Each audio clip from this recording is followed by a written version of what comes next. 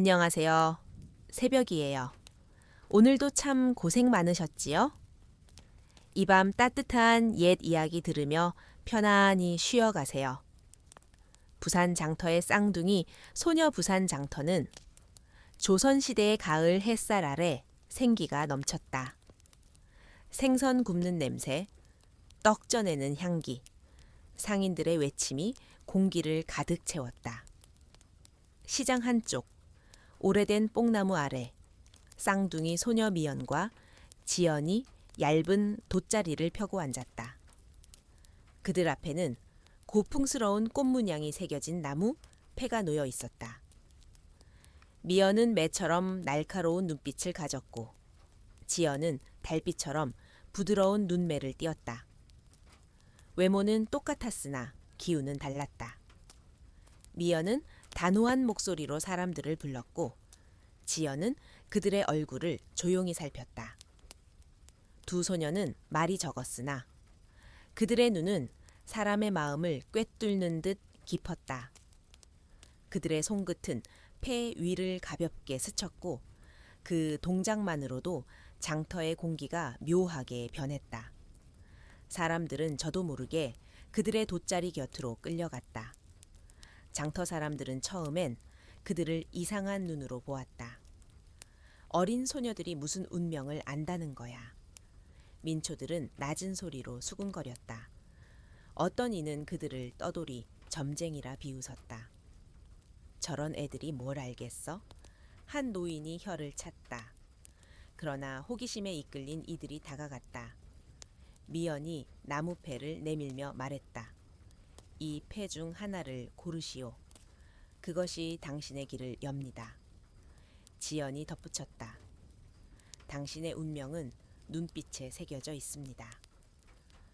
한 장을 뽑은 사람은 소녀들의 말에 놀라곤 했다. 한 노파는 패를 뽑은 뒤 그들의 말에 눈물을 흘렸다. 젊은 상인은 고개를 끄덕이며 생각에 잠겼다. 그들의 말은 단순한 예언이 아니라 사람의 얼굴에 숨은 비밀을 읽어내는 듯했다. 소문은 빠르게 퍼졌다. 쌍둥이 소녀는 운명을 꿰뚫는 눈을 가졌다고 했다. 장터를 오가는 이들 사이에서 그들의 이름이 오르내렸다. 어느 날 달빛이 장터를 은은히 비추는 저녁, 화려한 비단옷을 입은 사내가 천천히 다가왔다. 그의 얼굴엔 오만한 미소가 걸려 있었다. 그는 돗자리 앞에 서서 비웃으며 말했다. 너희 소녀들, 내 운명을 보아라. 내가 곧 죽을 상인가 아니면 오래 살 상인가. 미연은 말없이 패를 내밀었고 지연은 그의 얼굴을 조용히 살폈다. 장터에 소음이 잦아드는 순간 두 소녀의 침묵은 깊은 울림을 남겼다. 사람들은 숨을 죽이고 그들을 지켜보았다. 미연의 손끝은 폐 위에서 멈췄고 지연의 눈은 사내의 눈빛을 뚫어져라 바라보았다. 그 순간 장터는 마치 시간이 멈춘 듯 고요했다. 부산 장터의 쌍둥이 소녀와 독이 든 약 그 사내는 부산에서 이름난 관원 최한석이었다. 그는 장터에서 쌍둥이 소녀 미연과 지연의 소문을 듣고 호기심 반, 의심 반으로 찾아왔다. 그의 비단옷은 햇빛 아래 빛났고 얼굴에는 오만한 미소가 걸려 있었다. 미연은 나무패를 내밀며 말했다. 이 패 중 하나를 고르시오. 그것이 당신의 길을 엽니다. 한석은 가벼운 웃음을 지으며 패를 골랐다. 지연은 그의 얼굴을 찬찬히 들여다보았다. 그녀의 눈빛은 깊고 흔들림이 없었다. 두 소녀는 서로 눈빛을 교환한 뒤 미연이 낮은 목소리로 입을 열었다. 당신에게 병은 없으나 곁에 있는 하인의 마음이 검습니다. 지연이 이어 말했다. 약을 직접 다리시고 사흘 뒤 남쪽으로 가십시오. 그곳에서 은자를 만나면 죽음을 피할 것입니다. 한석은 깜짝 놀랐다. 어떻게 내가 약을 먹는 것을 아는 것이요? 그는 떨리는 목소리로 물었다. 그러나 미연과 지연은 대답 없이 고개를 숙였다. 그들의 침묵은 장터의 소음 속에서도 묘한 무게를 지녔다. 한석은 의심과 호기심이 뒤섞인 마음으로 집으로 돌아갔다. 그는 하인의 손을 거치지 않고 직접 약을 다렸다. 약을 끓이는 동안 그는 소녀들의 말을 떠올렸다. 그들의 눈빛이 그의 마음을 뒤흔들었다. 놀랍게도 약을 마신 뒤 며칠째 느껴지던 몸의 무거움이 사라졌다. 그는 하인의 방을 뒤져 작은 주머니에 든 흰 가루를 발견했다. 그릇을 살펴보니 미세한 가루 흔적이 남아 있었다. 그는 즉시 관아의 관리들을 불렀다. 관리들이 하인을 불러 고문하자 하인은 독을 약에 넣으려 했다고 자백했다. 그는 누군가의 사주를 받았으나 배후가 누구인지는 밝히지 못했다. 하인은 감옥에 갇혔고 한석은 소녀들의 말에 새삼 놀랐다. 사흘 뒤 그는 소녀들의 말대로 남쪽으로 길을 떠났다. 깊은 산속 오래된 사찰에 이르렀을 때 백발이 성성한 은자를 만났다. 은자는 그의 얼굴을 보며 말했다. 그대 몸에 이상한 기운이 서려 있소. 이 약초로 몸을 정화하시오. 그는 약초와 함께 간단한 약 제조법을 전했다. 한석은 그 가르침을 따랐다. 약초를 달여 마신 뒤 그의 몸은 완전히 회복되었다. 그는 은자에게 감사의 뜻을 전했으나 은자는 고개를 끄덕이며 산속으로 사라졌다. 이 일이 부산 장안에 퍼졌다. 사람들은 수군거렸다. 쌍둥이 소녀는 얼굴에 새겨진 운명을 읽는다더라. 그 패를 뽑는 손끝에서 생사가 갈린다. 한석의 이야기는 민초들 사이에서 빠르게 퍼졌다. 장터를 오가는 이들은 소녀들의 돗자리 앞에 몰려들었다. 미연과 지연은 여전히 조용히 패를 펼쳤다. 이 패 중 하나를 고르시오. 그것이 당신의 길을 엽니다. 그들의 눈빛은 깊고 흔들림이 없었다. 장터는 그들의 신비한 기운으로 가득 찼다. 사람들은 그들의 예언이 단순한 말이 아님을 알게 되었다. 잃어버린 남편을 찾아준 쌍둥이 소녀 어느 흐린 오후, 부산 장터는 비바람이 몰아치는 가운데에서도 여전히 북적였다. 그때 강수진이라는 과부가 비틀거리며 쌍둥이 소녀 미연과 지연의 돗자리 앞에 섰다. 그녀의 얼굴은 햇볕에 그을려 거칠었고 눈빛은 모든 희망을 잃은 자의 것이었다. 낡은 옷은 해져 있었고 그녀의 목소리는 마른 풀처럼 갈라졌다. 마지막으로 제 운명을 봐주시오. 수지는 간신히 말했다. 그녀의 손은 떨렸고 장터의 소음 속에서도 그녀의 절망은 뚜렷이 느껴졌다. 미연은 조용히 고개를 끄덕이며 나무 패를 펼쳤다. 이 패 중 하나를 고르시오. 그것이 당신의 길을 엽니다. 수지는 떨리는 손으로 패를 골랐다. 지연은 그녀의 얼굴을 찬찬히 들여다보았다. 두 소녀의 눈빛이 잠시 흔들렸다. 연민과 단호함이 섞인 기운이 그들의 얼굴에 떠올랐다. 장터의 소음이 잦아드는 순간 그들의 침묵은 깊은 울림을 남겼다. 미연이 낮은 목소리로 입을 열었다. 당신의 남편은 죽지 않았습니다. 지연이 이어 말했다. 그는 지금 북쪽 염전에서 노예처럼 잡혀 있습니다.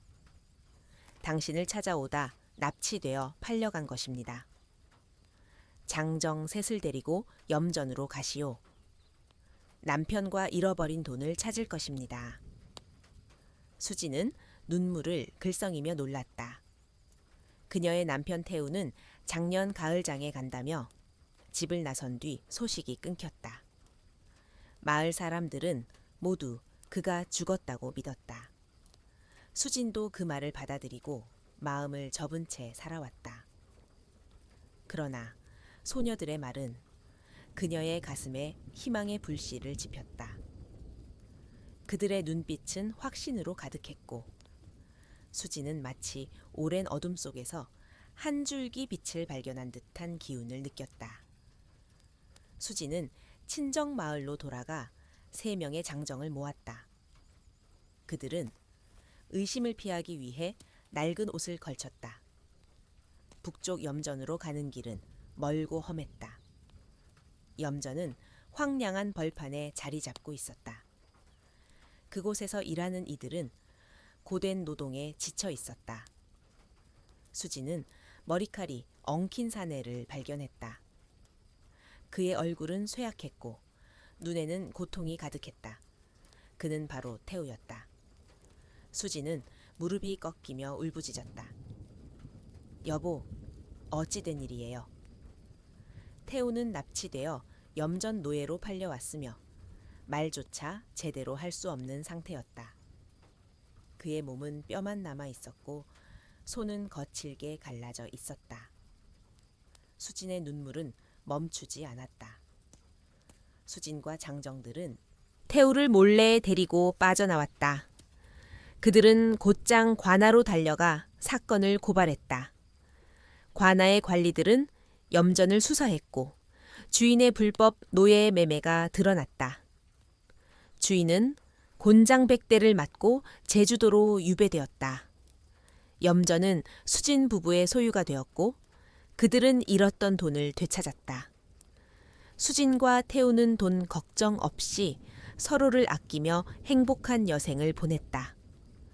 이 소식은 부산 장터를 바람처럼 휩쓸었다. 쌍둥이 소녀가 죽은 줄 알았던 남편을 찾아냈다. 사람들은 그들의 신통한 능력에 감탄했다. 미연과 지연의 돗자리 앞은 더욱 북적였고 그들의 이름은 부산 전역에 퍼졌다. 아이를 살린 거지 부산의 권세 있는 대감. 박준호는 쌍둥이 소녀 미연과 지연의 소문을 듣고 그들을 비밀리에 저택으로 불렀다. 그의 손자 민재는 10살로 몸이 약하고 말도 더듬었다. 준호는 근심에 잠겨 소녀들에게 간청했다. 내 손자의 운명을 보아주시오. 미연은 돗자리 위에 고풍스러운 나무패를 펼치며 말했다. 이 패 중 하나를 고르시오. 그것이 길을 엽니다. 민재가 떨리는 손으로 패를 골랐다. 지연은 아이의 얼굴을 찬찬히 들여다보았다. 그녀의 눈빛은 깊고 흔들림이 없었다.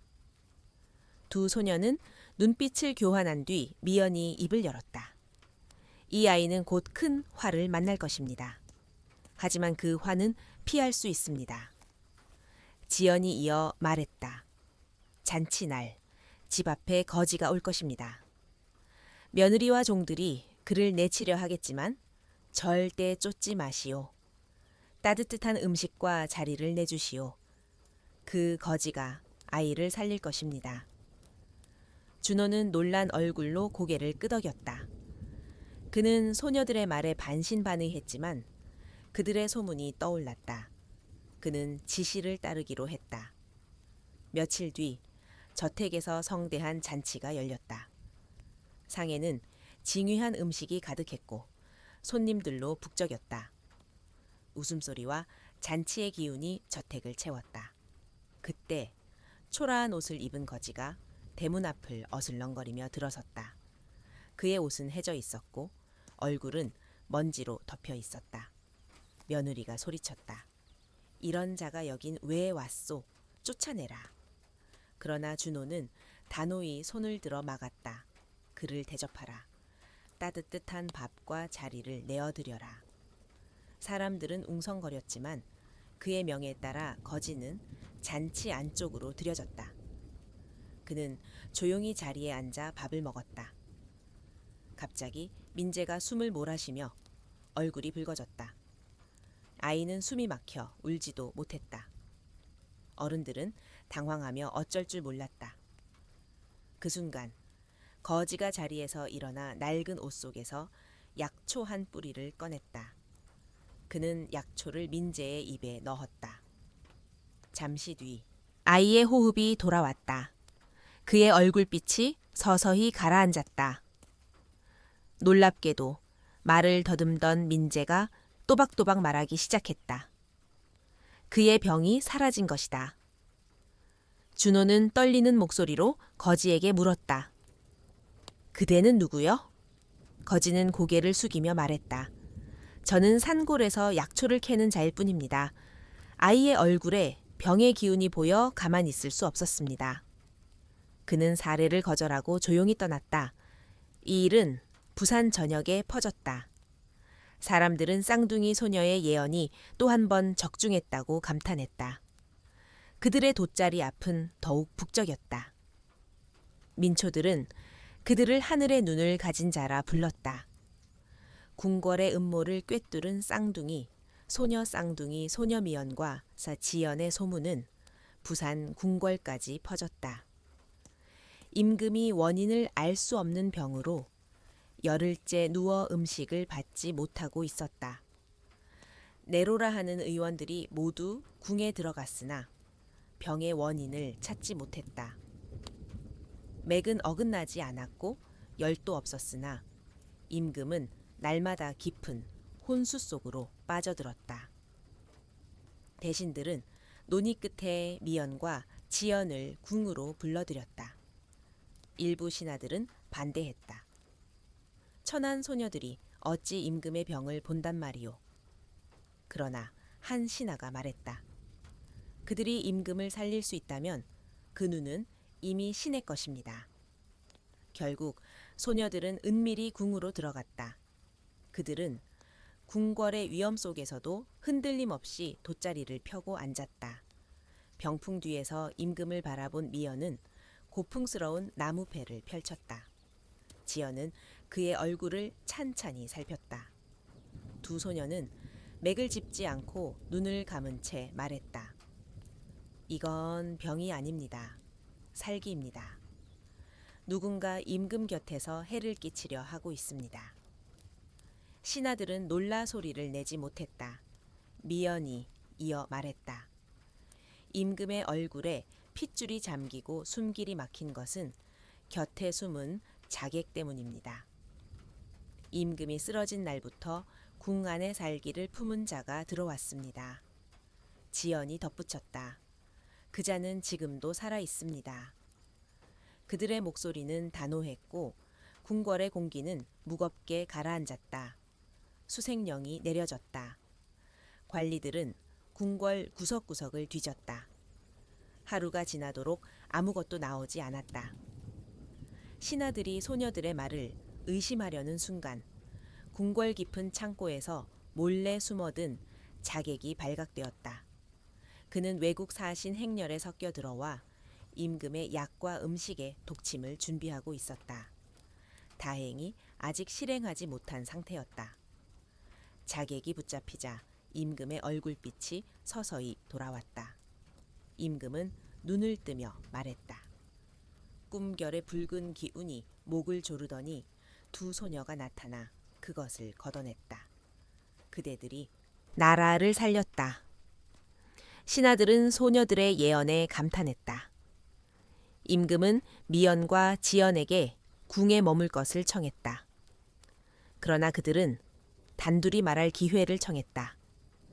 내실에서 미연은 종이와 붓을 준비하고 글을 썼다. 폐하, 궁 안에 또 한 명의 적이 있습니다. 오늘 밤 이 방에서 주무시지 말고 다른 방에서 경비를 강화하시오. 붉은 비단을 머리에 두른 자를 조심하시오. 그 자가 화를 부를 자입니다. 그러나 지연은 정중히 말했다. 이제 불길함은 모두 지나갔습니다. 편히 쉬시오. 임금은 소녀들의 눈빛에서 숨은 뜻을 읽고 고개를 끄덕였다. 그는 그들의 말에 깊은 신뢰를 느꼈다. 그날 밤 임금은 호위무사를 자신의 옷을 입혀 침상에 눕히고 다른 방에 숨었다. 깊은 밤 달빛이 창문 틈으로 비치던 순간 병풍 뒤에서 검이 번쩍이며 침상을 찔렀다. 그러나 호위 무사가 자객을 붙잡았다.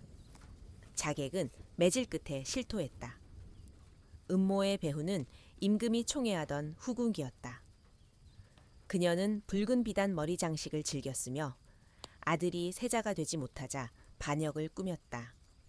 그녀의 방에서 붉은 비단 장식이 발견되었다.